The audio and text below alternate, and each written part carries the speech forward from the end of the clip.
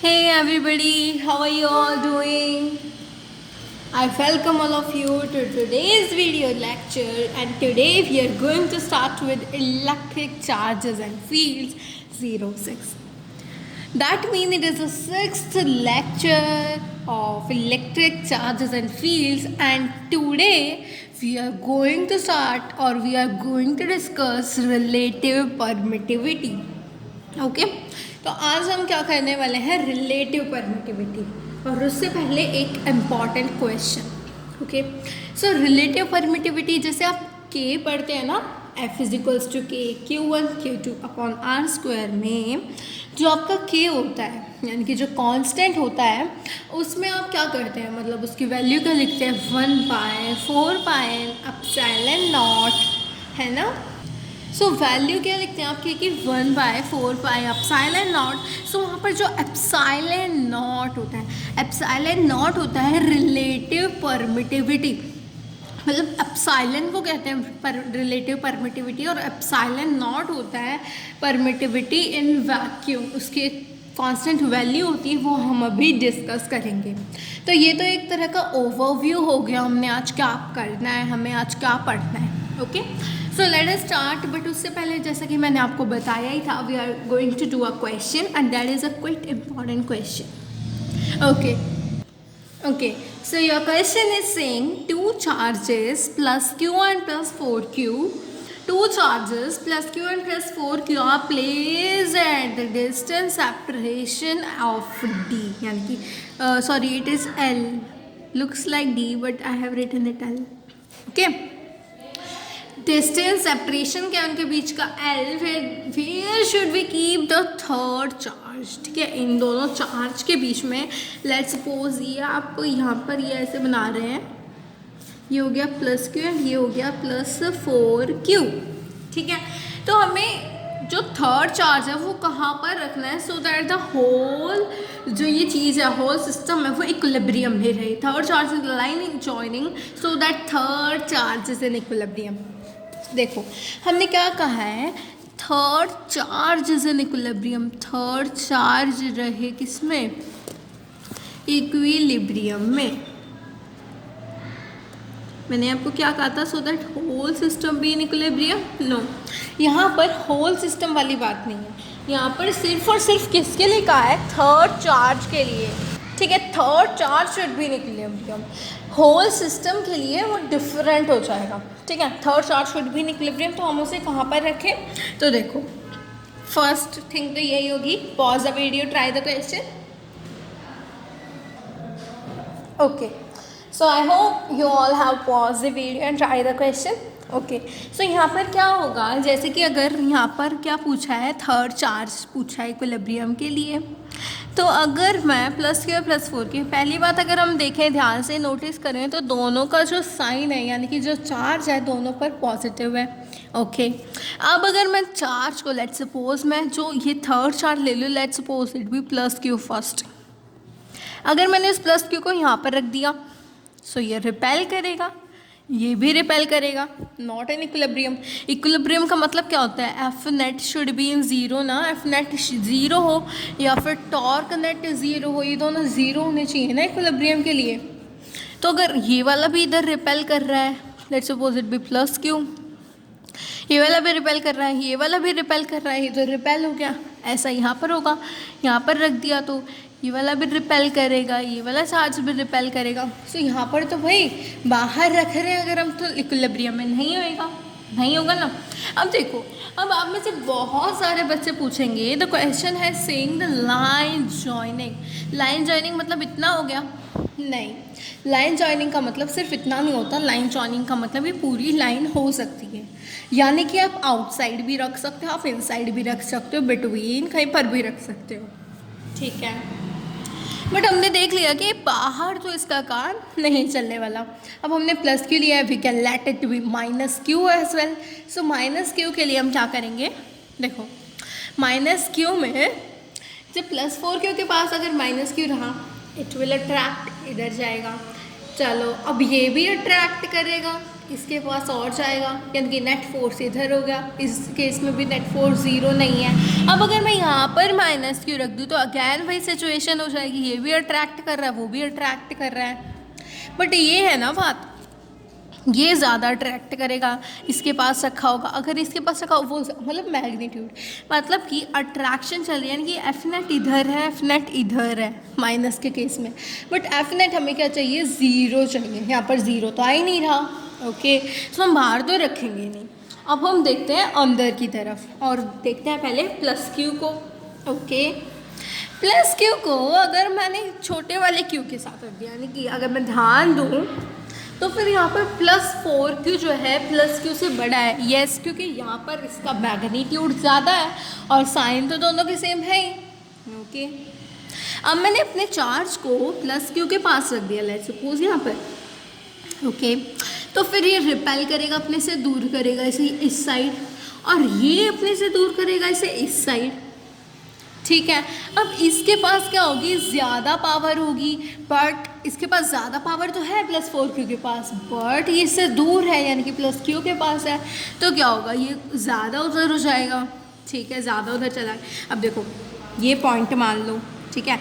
अब यहाँ पे इसी को मान लेते हैं ना, इसको यहाँ पे प्लस 4Q है, यहाँ पर प्लस Q है। ओके, यहाँ पर प्लस 4Q, यहाँ पर प्लस Q, यहाँ पर प्लस 4Q, यहाँ पर प्लस Q है। अब मैंने प्लस Q के पास रख दिया, अब ये इसे रिपेल कर रहा है, इधर कर दिया, और ये भी इसे रिपेल कर रहा है, इधर कर दिया। मतलब कि अपनी उधर ही कुछ ऐसे इधर इधर इधर इधर यहीं पर रह जाएगा, नेट ज़ीरो वही यहीं पर रह जाएगा, क्योंकि ये प्लस 4Q से तो ये दूर हो गया ना। देखो ध्यान दो, अगर F इज इक्वल्स टू के Q1 Q2 upon R square में अगर मैं ये वाली वैल्यू पुट करके देखूँ, लेट्स सपोज ये पूरा मान लो R, और मैंने रख दिया R/3 डिस्टेंस पे, यहाँ से हो गया R/ जो भी हुआ, मतलब कुछ इस तरीके से। यहाँ से डायरेक्ट अगर आप देखो, force is directly proportional to charge. Yes, तो मैंने इसके पास रख दिया तो फोर्स ज़्यादा हो जाएगा।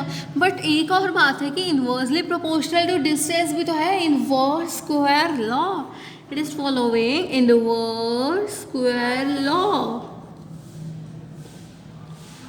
क्लियर? यस, है ना। तो इसमें कोई डाउट वाली तो बात होगी ही नहीं कि अगर मैंने चार्ज यहाँ पर रख दिया तो क्या होगा,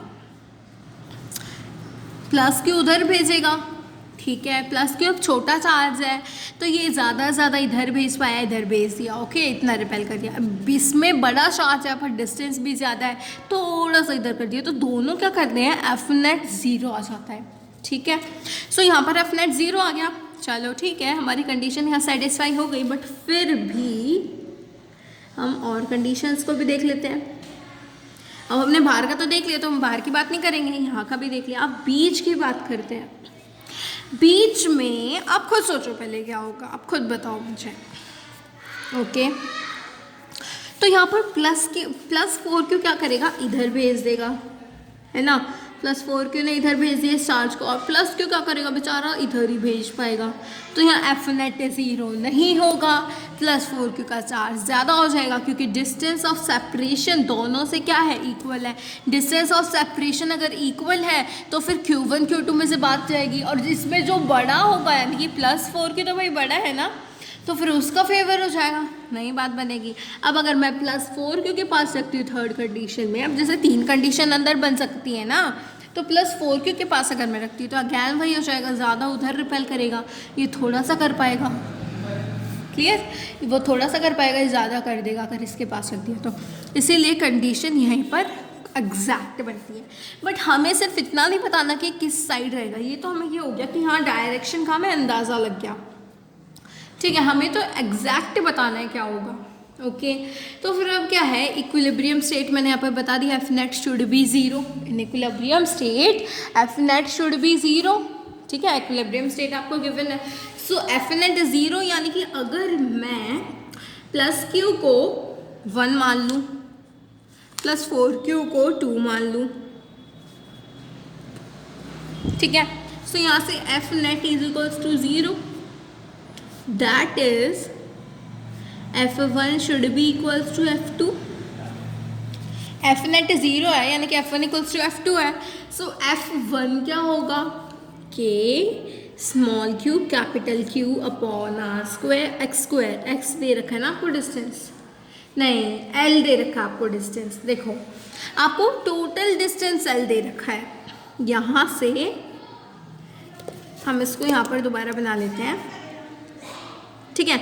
ये है +4Q, ये है Q प्लस Q। तो आपको टोटल डिस्टेंस कितना गिवन है, L, ओके।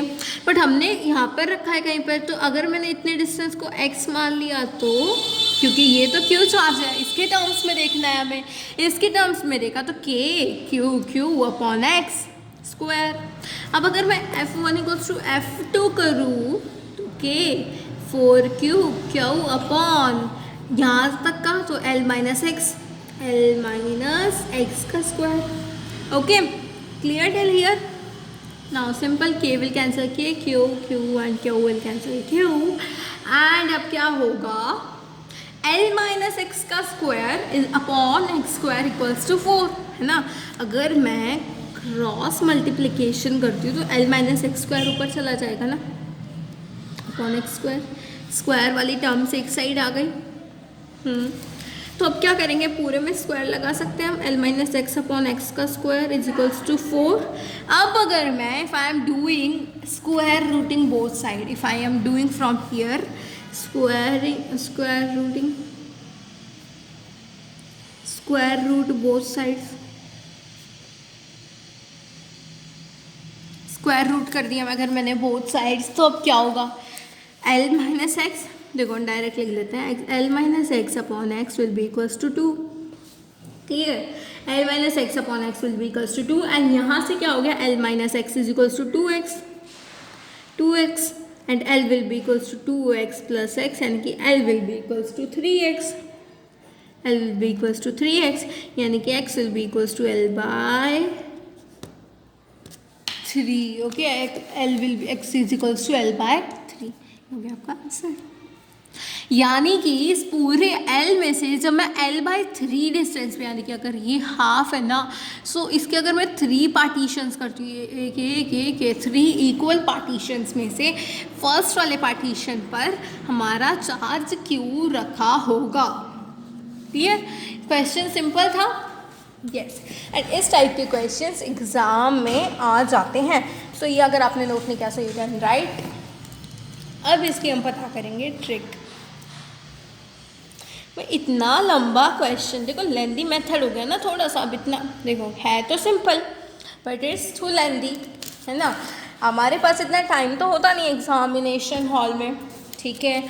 सो इस टाइप के क्वेश्चंस के लिए अब देखो ये ट्रिक जो मैं आपको बताने वाली हूँ that is important, okay, that is important, नहीं तो आपको इतना लंबा मेथड करना पड़ेगा, ओके। सो ट्रिक क्या कहती है, चार्जेस है Q1 Q2 distance L, separation distance क्या गिवन है, L डिस्टेंस गिवन है। अब चार्जेस देखो सेम यानी कि you can say equal sign, same magnitude opposite है, बट चार्ज अगर इक्वल है, यानी कि अगर Q1 नेगेटिव है सो Q2 शुड बी नेगेटिव, ठीक है। अगर कुछ इस कंडीशन, ऐसी कंडीशन है अगर दोनों पे चार्ज सेम चार्ज है तो x हम कैसे निकाल सकते हैं, जैसे हमने यहाँ पर x निकाला था तो यहाँ पर x हम डायरेक्ट कैसे निकाल सकते हैं, x is equals to √Q1 upon √Q1 plus Q2 L यानी कि यहाँ पर टोटल जो डिस्टेंस गिवन है, ये पूरा डिस्टेंस, ठीक है, ये पूरा डिस्टेंस, ये पूरा यहाँ पर जो डिस्टेंस गिवन है दैट इज L, ठीक है। सो अगर Q1 Q2 दोनों सेम साइन के होंगे जब, बट एक और कंडीशन है नेट, यहाँ पर जैसे Q1 है, Q1 कौन सा होगा, Q1 should be the smaller charge होगा ना, स्मॉलर चार्ज का फेवर लेना पड़ेगा, है ना। अगर हमें क्लास में सभी बच्चों के इक्वल मार्क्स दिलाने हैं क्लास में, तो होशियार बच्चा तो अपने आप कर लेगा, दैट इज़ इंटेलिजेंट, है ना। बट जो वीक स्टूडेंट होगा उसको टीचर को थोड़ा फेवर करना पड़ेगा। सो यहाँ पर Q1 जो भी होगा ना, उसको अगर हम वीक लेकर चल रहे हैं, ठीक है, स्मॉल चार्ज वो ऊपर आएगा और Q1 should be small charge, smaller charge, और यहाँ पर L क्या है, separation distance. So this is the trick. ठीक है, इसी तरीके से एक और हो सकती है जब अपोजिट साइन हो, है ना। होमवर्क क्या रहेगा आपका, वो ट्रिक आपको खुद बतानी है और उस टाइप के क्वेश्चंस भी आपको सॉल्व करने हैं। इस टाइप के आपको और क्वेश्चन सॉल्व करने हैं। ये क्वेश्चन आपको, इस क्वेश्चन का मेथड समझ आ गया है ना। ये जो हमने ये पूरा लेंदी मेथड किया ये आपको समझ आ गया होगा। Okay, and we have taken a lot of time in understanding this question. We have taken even 15.5 minute, 15 minute 30 seconds approx, है ना। सो फिर ये हम क्वेश्चन हमने इस पर टाइम लगाया, but it's quite important question हेल्स। ओके, सो ये ट्रिक भी आप याद कर सकते हो। And let us move on to next thing. Okay, so now let's move on to the main objective of our today's class. Okay, so that is relative permittivity. Relative permittivity, अब इसका use आपको मैंने पहले भी बताया था, जैसे overview दिया था जब हमने सेशन स्टार्ट किया था, अपनी क्लास स्टार्ट करी थी, जब मैंने आपको बताया था परमिटिविटी का यूज़, है ना।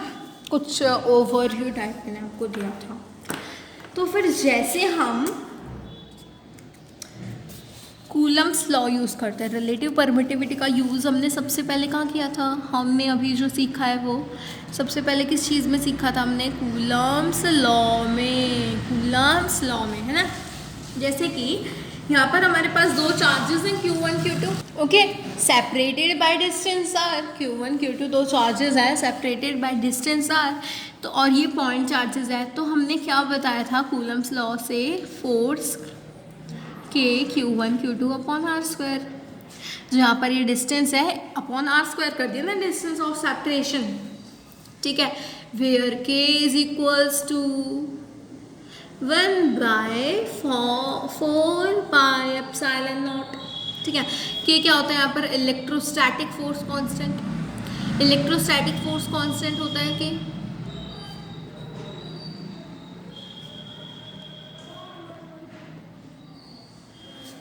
ओके, अब जैसे अगर मैं यहाँ पर बात करती हूँ पॉजिटिव चार्ज की, नेगेटिव चार्ज की, तो इनके बीच में इलेक्ट्रिक फील्ड होती है। ठीक है, अब यहाँ पर ये जो आपकी परमिटिविटी है ना, इसको हम किससे प्रेजेंट करते हैं, एप्सिलॉन से। एप्सिलॉन से, ठीक है। एप्सिलॉन नॉट होता है permittivity in medium. No no no no, epsilon m अगर हम लिखते हैं, that mean permittivity of medium. Epsilon not means permittivity in vacuum, air, free space. Permittivity in vacuum, air और फ्री स्पेस। ठीक है, so यहाँ पर ये बढ़िया इंटरेक्शन कर रहे हैं। ओके, अब यहाँ पर जितना फोर्स इंक्रीज होगा, जितना फोर्स कैसे इंक्रीज होगा, जितना हम इन दोनों को पास लाएंगे उतना फोर्स इन दोनों का इंक्रीज होगा। जब आर डिस्टेंस डिक्रीज होगा, है ना, और आर डिस्टेंस डिक्रीज होगा, देखो जितना ज़्यादा फोर्स इंक्रीज हो रहा है ना दोनों के बीच का, उतनी ज़्यादा एप्सिलॉन घट रहा है। एप्सिलॉन नॉट कह लो, एप्सिलॉन कह लो, ठीक है, ही घट रहा है, उतना ही कम हो रहा है। ठीक है, मतलब कि रेजिस्टेंस ऑफ इंटरैक्शन, रेजिस्टेंस क्या होता है, रोकना, बाधा डालना। रेजिस्टेंस ऑफ इंटरैक्शन कौन करता है, रेजिस्ट कौन करता है, permittivity of medium. Permittivity of medium. Okay, जितना, जैसे कि अगर मैं बात करूँ यहाँ पे पॉजिटिव नेगेटिव की, यहाँ पर रख दिया मैंने बीच में एक मीडियम, यहाँ पर रख दिया मैंने बीच में एक। ठीक है, अब जैसे यहाँ पर कोई भी चीज़ बीच में रेजिस्ट नहीं कर रही थी। देखो अगर मैं एयर में बात करूँ ना, जैसे ये क्या बात है, एयर की, वैक्यूम की, फ्री स्पेस की। अब जैसे कि दो ब्रदर सिस्टर है, ठीक है, दो ब्रदर सिस्टर हैं। अब उनके बीच में क्या है, एयर है, ठीक है। एयर यानी कि अब ब्रदर सिस्टर की बात कर रहे हैं पर यानी कि यहाँ पर कोई नहीं है, ठीक है, सिर्फ ब्रदर एंड सिस्टर, ठीक है। बीच में ये क्या हो गई एयर, अब इन पॉजिटिव नेगेटिव के चार्ज के बीच में क्या हो गई एयर, यानी कि यहाँ पर कोई मीडियम रेजिस्ट नहीं कर रहा। सबसे लो जो रेजिस्टेंस शो करता है वो होता है वैक्यूम, यानी कि वहाँ पर जब कोई ना हो। बाकी उनकी आपस की शर्म भी होती है, उनकी लड़ाई भी होती है ना, अगर ब्रदर सिस्टर जब वहाँ पे कोई ना हो, नो पेरेंट नो दादा दादी, जब लड़ते हैं ना, शैतानी करते हैं ना, तो ऐसे ही जब दो फोर्सेस होते हैं यानी कि दो चार्जेस होते हैं, जब उनके बीच में कोई मीडियम नहीं होता यानी कि एयर वैक्यूम या फिर फ्री स्पेस है, जब वो मैक्सिमम अट्रैक्शन या फिर मैक्सिमम रिपल्शन शो कर सकते हैं। ओके, और जब यहाँ पे बीच में कोई मीडियम आ गया यानी कि मम्मी आ गई या पापा आ गए, तो फिर मीडियम आ गया, रेजिस्टेंस हो गई, रेजिस्टेंस टू फाइट। यहाँ पर रेजिस्टेंस टू इंटरेक्शन होता है, वहाँ पर रेजिस्टेंस टू फाइटिंग होता है। सो आई थिंक आप इसको अच्छे से अंडरस्टैंड कर पाए होंगे, ठीक है। यहाँ पर अब क्या हो जाता है, मीडियम से यहाँ पर कम हो जाता है फोर्स इंटरेक्शन का, ठीक है। अब हम इस चीज़ को ना और अच्छे से अंडरस्टैंड करते हैं, क्योंकि how medium resist the interaction, I think आपको अच्छे से समझ नहीं आया, ठीक है।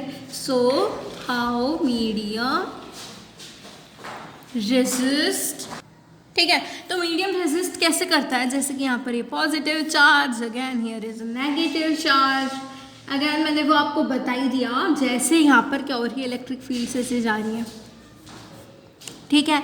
बट यहाँ पर आ गए बीच में मीडियम, साहब बीच में आ गए, ओके, यहाँ पर आ गया मीडियम। अब मीडियम में से देखो, यहाँ से अब इन फील्ड्स को गुजरना पड़ रहा है, यहाँ से जाना पड़ रहा है, तो फील्ड्स कमज़ोर हो गई ना, यहाँ से कुछ यहीं पर टक जाती हैं, है ना, तो उसकी वजह से फोर्स यहाँ पर डिक्रीज हो जाता है जब मीडियम आ जाता है, यानी कि एप्सिलॉन नॉट, एप्सिलॉन ये वाली परमिटिविटी जब इंक्रीज करती है, फोर्स डिक्रीज हो जाता है। आप यहाँ से भी डायरेक्टली देख सकते हो, force is directly proportional to K ना, बट के की एग्जैक्ट वैल्यू जब हम देखें तो 4 पाई एप्सिलॉन नॉट, यानी कि एप्सिलॉन यानी कि relative permittivity is inversely proportional to force, relative permittivity is inversely proportional to force, ठीक है। अब इस चीज़ को और अच्छे से देखते हैं, यहाँ पर पॉजिटिव है, यहाँ पर मीडियम है, यहाँ पर नेगेटिव है, ठीक है। अब यहाँ क्या होता है ना, अब पॉजिटिव के पास देखो, ध्यान से सुनना, ये बहुत ही अच्छा कॉन्सेप्ट है।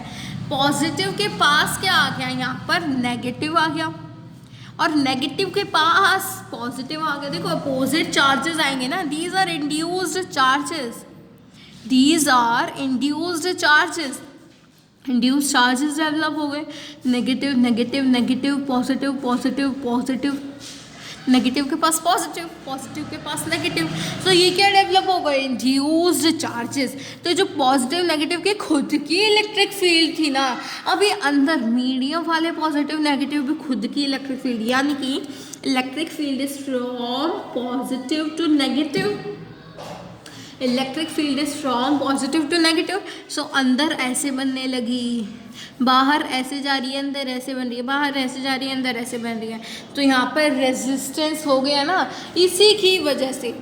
आई होप अब आपको ये समझ आ गया होगा, और इसी वजह से मीडियम क्या करता है, medium resist the interaction, okay.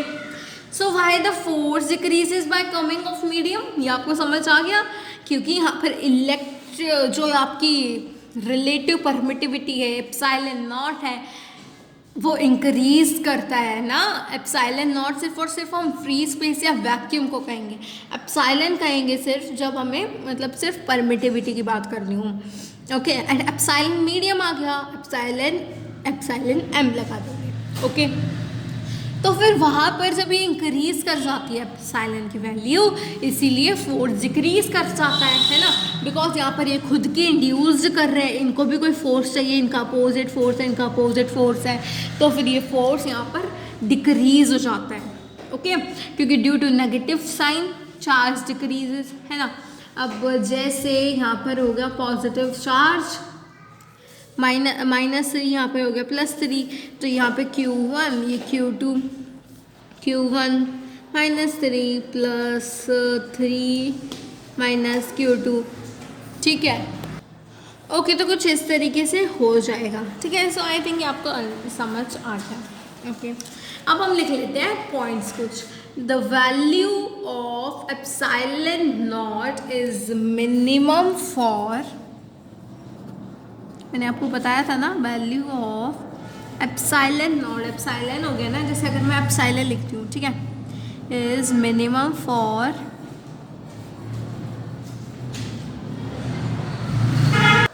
Okay. सो यहाँ पर ये तीनों पॉइंट हो गए।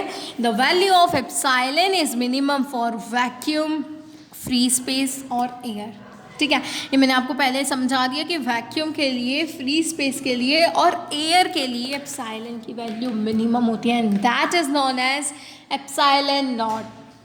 ओके, एप्सिलॉन नॉट की वैल्यू आप याद कर सकते हैं। ओके, अगर आप याद कर लो तो वेरी वेल गुड, बट ना याद करो तो that's your fish. Okay, epsilon naught की वैल्यू क्या होगी? 8.85 into 10 to the power minus 12 coulomb square upon newton metre square, coulomb square upon newton metre square, ठीक है।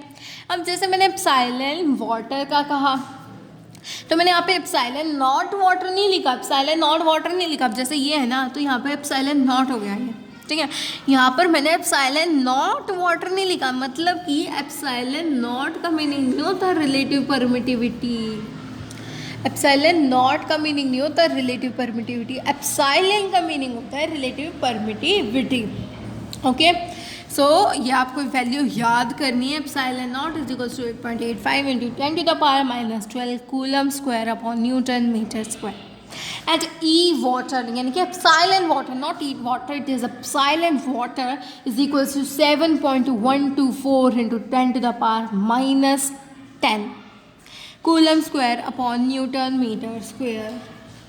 ओके, सो ये एप्सिलॉन वाटर की value 7.124 into 10 to the power minus 10 coulomb square upon newton metre square. अगर ये आप याद भी नहीं करोगे, so it is not necessary, ये सिर्फ आपको आइडिया दिलाने के लिए है कि वाटर की, मीडियम की, यानी कि वाटर एक तरह का क्या है, मीडियम है ना।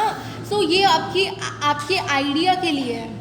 ओके, सो यहाँ पर मैं बात करूँ एप्सिलॉन नॉट की, तो यहाँ पर मैंने बताया था आपको epsilon not means no medium, epsilon M means epsilon for medium, epsilon M for medium. For any other medium permittivity is greater than that of he. Simple बात है कि अगर भाई वैक्यूम, फ्री स्पेस, एयर की minimum है तो किसी और मीडियम की तो ऑब्वियसली ज़्यादा ही होगी, वैसे थोड़ी सी ज़्यादा, बट ज़्यादा तो होगी ही ना। Okay, force between two charges is maximum at vacuum than other medium. Yes, it is an important point. किन्हीं दो फोर्सेस, दो बीच में, कोई दो चार्जेस हैं, उनके बीच में जो फोर्स है मैक्सिमम कब होगा? जब वो कब होंगे? फ्री स्पेस, वैक्यूम या फिर एयर में। ये मैंने आपको समझा ही दिया, बिकॉज वहाँ पर परमिटिविटी कम होगी। देखो मीडियम में क्या हो गया, खुद की इलेक्ट्रिक फील्ड्स आ गई, मीडियम की इंटरेक्शन हो गई, परमिटिविटी इंक्रीज कर गई, force is inversely proportional to permittivity. So उसी कारण हमारा फोर्स मैक्सिमम होता है इस चीज़ में, एट ई एम ज़्यादा होती है ई नॉट से, ठीक है। Force is inversely proportional to E M, inversely proportional. Okay, ना next topic is this relative permittivity. अब आया है टॉपिक, अब हम नोट कर लेते हैं सारी चीज़ें, फिर आपको दिखा देंगे क्या है हमारे नोट्स। ओके, सो ये हो गया रिलेटिव परमिटिविटी के नोट्स, ये यहाँ पर है। ओके, सो रिलेटिव परमिटिविटी का फॉर्मूला क्या हो गया? रिलेटिव। अब जैसे आप रिलेटिव की बात कर रहे हो ना, रिलेटिव किसी चीज़ के कंपैरिजन में, रिलेट करके, सो ई मीडियम यानी कि एप्सिलॉन मीडियम, ठीक है, epsilon medium upon epsilon of vacuum, free space, air, है ना। क्योंकि ये क्या है, सबसे मिनिमम है, बेसिक है, इसकी वैल्यू सबको पता है ना, मतलब बेसिक है, ये सबसे मिनिमम होता है। सो इसी के रिलेशन में, इसी के रिलेट करके हम एप्सिलॉन मीडियम की भी वैल्यू चेक करते हैं। Okay, so epsilon R is equals to epsilon M upon epsilon naught. और हम क्या लिख सकते हैं कि एप्सिलॉन एम, मान लो कि हमें कभी भी एप्सिलॉन मीडियम की वैल्यू निकालनी है, यानी कि परमिटिविटी ऑफ मीडियम निकालना है, तो हम कैसे निकालेंगे? एप्सिलॉन आर यानी कि relative permittivity into that of free space air vacuum. इसीलिए कहते हैं कि आपको इसकी वैल्यू लर्न कर लेनी चाहिए कि अगर आपको सिर्फ और सिर्फ रिलेटिव परमिटिविटी गिवन होगी ना, फिर भी आप मीडियम की एप्सिलॉन यानी कि परमिटिविटी ऑफ मीडियम आप निकाल सकते हैं। इसी पे बेस्ड क्वेश्चन हम कल करेंगे। ओके, अभी इसको समझ लेते हैं। ER tells us that the number of times the permittivity, ER tells the number of times the permittivity. Yes, ER हमें क्या बताएगा, कितनी बार, मतलब कि ये परमिटिविटी किसकी है? वैक्यूम की है, एयर की है, फ्री स्पेस की है। सो इसके कितने टाइम परमिटिविटी हुई वो ER बताएगा हमें। Yes, resistance to electric field, जितनी वो रेजिस्टेंस दे रहा है इलेक्ट्रिक फील्ड से। देखो ये सारे कॉन्सेप्ट मैंने आपको पहले समझा दिए हैं। देखो अगर मैं यहाँ पर दिखाऊँ आपको तो ये ER क्या बता रहे हैं? ये रेजिस्टेंस बता रहे हैं। यहाँ पर ये क्या बता रहे हैं? रेजिस्टेंस बता रहे हैं। अब मैंने आपको बताया ER is equals to EM by epsilon naught. तो यहाँ पर एप्सिलॉन नॉट क्या? Permittivity of permittivity of air, free space of vacuum, permittivity of medium. तो हम किससे कंपैरिजन करेंगे? एयर से, और कितने टाइम्स होगा वो भी क्या बताएगा? Epsilon naught with respect to vacuum. हाँ, क्योंकि हम वैक्यूम की तो कंपैरिजन कर रहे हैं। सो ये सिंपल हो गया। ER tells us the number of times the permittivity of medium with respect to medium. Simple. अभी वैक्यूम मीडियम, ठीक है। अब यहाँ से हम ये ना कल डिस्कस करेंगे। अभी आप इसमें नज़र मार सकते हो, नोट्स हैं, you can make these notes, but इसके बाद हम कल अंडरस्टैंड करेंगे इस टॉपिक को। बहुत ही अच्छे डिटेल से हम कल समझेंगे, ठीक है। वैक्यूम में ये सब हमने समझ लिया नहीं, एप्सिलॉन नॉट कैसे आया, एप्सिलॉन एम कैसे आया, ठीक है। सो आप इसको खुद ट्राई करना है एक बार। ये मैंने आपको नोट्स दिखा दिया, आप यहाँ से खुद ट्राई करना, because these are not that much difficult. और ये क्वेश्चन है जो मैंने आपके लिए लिख रखा है। ओके, सो आपको ये क्वेश्चन भी ट्राई करना और ये भी करना है। एक बार आप ये खुद से ट्राई करोगे, बुक से रीड करोगे, तो आपको पता लग जाएगा। इतना डिफ़िकल्ट नहीं है, बट फिर भी हम नेक्स्ट लेक्चर में इसको करेंगे। So okay guys, bye bye, let's meet in the another video.